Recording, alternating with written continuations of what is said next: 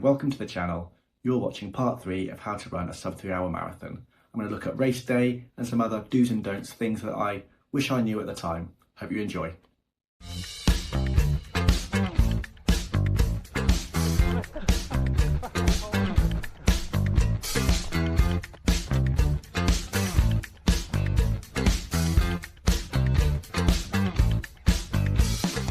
So it's race day. You've put in an amazing training block, you've hit every long run, you've done everything you need to do, you're ready to go. Are you fired up? Are you ready to go? Do not ruin your race. Honestly, listen to this one. Do not ruin your race in the first 5 or 10k. You're going to be feeling good, your legs are going to be tapered, you're going to feel better than you've ever felt, you're fitter than you've ever been. And then what do? You go off too quickly. Guess what? That is going to shoot you right in the backside later on in the race. I promise you. Now, I knew all of this, but still, I managed to go off too quickly because I got too excited. I thought to myself, maybe I am just awesome. Guess what? You're not. Yeah, actually, you might be. Okay, you might be one of the one in a million that is just incredible and doesn't need to train and doesn't need to run at the right paces or whatever. But you're probably not. So just do yourself a favour and go off at the speed that you've practiced. Here's another one for you. Do not do anything new on race day. Nothing you've not practiced. A couple of weeks before, guess what? I've just seen a new pair of shoes. I bet they might be really good. I'm not going to do a proper long run now because I'm in the taper. Let's buy them and race in them. No, that's not going to work for you unless you're very, very lucky. No reason. There's no point doing that kind of thing. No new gels. No new equipment. Just do what you've practiced. There really is no point doing all that training and then throwing it away for something ridiculous like that. Do make sure you practice your race day meal. So depending on what time your race is, you'll obviously need to eat before it. I like to eat at least 2 hours before the race. Lots of people go for a bagel or toast or something like that. Something that's not going to upset your stomach. So I'd have either a bagel or toast with peanut butter, honey, bananas, something like that. I don't necessarily have something I always have. I will have something along those lines. But what I don't really want to do is do something that if I can't do it will mentally affect me in a race. So I'll have something along those lines, but I try not to be too exact about it just because I don't want anything that doesn't really matter to make that much of a difference to me. If you're enjoying this video and you'd like to know a little bit more about my training, I am on Strava at the following handle. So just go over there. I log all of my runs, currently training for the Newport Marathon. Hopefully see you over there as well. Now back to the video. So there's apps such as like Cooper or Runner, that kind of thing, or you've also got specific tailor-made plans from running influencers, or you can get a coach. There's lots of different ways of doing this kind of thing. Now, again, that will be down to personal preference and how disciplined or motivated you are. For me, I did have a little go with Runner. I didn't really get on with it. I just found it was a bit too structured for me. But if you're someone who likes that, I mean, I know a lot of people who really enjoy it. I just found having a pace for an easy run, I just thought that was too much for me. And although I can try and ignore it, I really struggled with that kind of thing. I think early on when you're running, I'm not sure it's necessary to have a coach. I mean, some people might want to. I think you can probably do it on your own, like I've managed to. Doesn't mean I wouldn't have got better more quickly had I done it a different way, but I quite like the trying to work it out myself to an extent and looking at what other people are doing and just having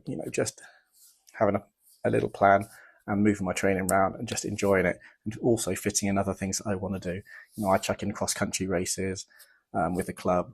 I want to be part of those kind of things because it's about the community as well with me. It's not just about locking myself away, doing a load of training and then doing a marathon once or a couple of times a year.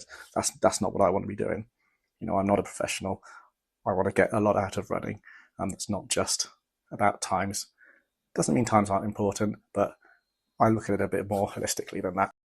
So if you can, find something like a group to run with. It's always easier to run with a group. If you can find someone, if you're in one of the bigger marathons, just hit that 3 hour pacer.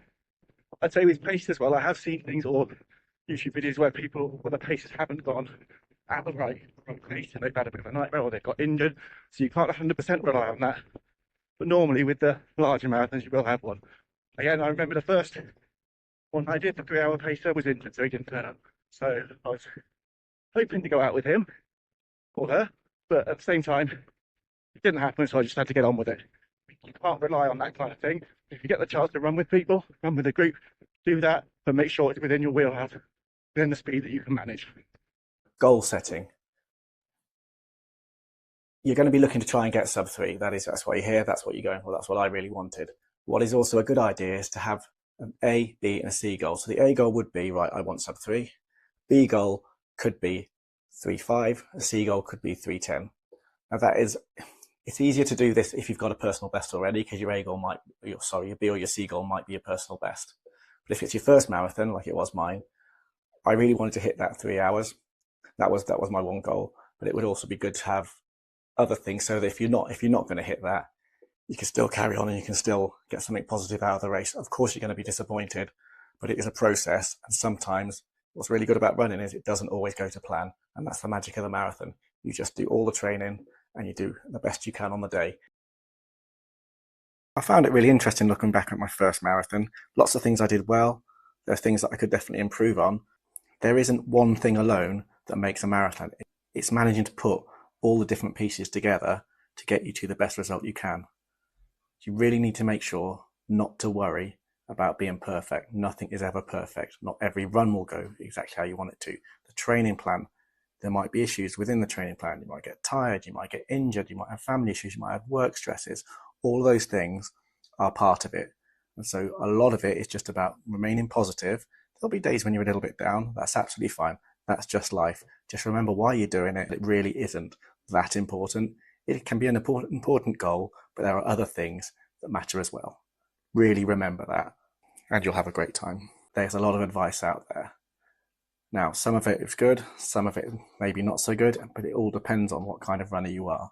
So for me, I will pick someone who I think, right, they're a similar age to me possibly, or they've got similar paces.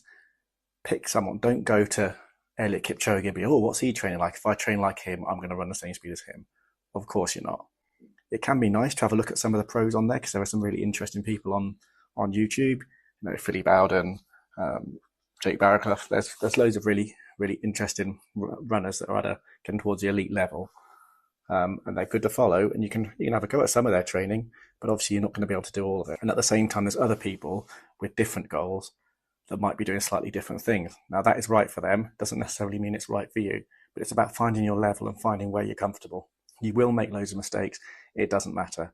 You just learn from them, find out what kind of person you are. Because I'm someone who I like data, I like to do things in a certain way. I will keep trying until I get it to an extent right.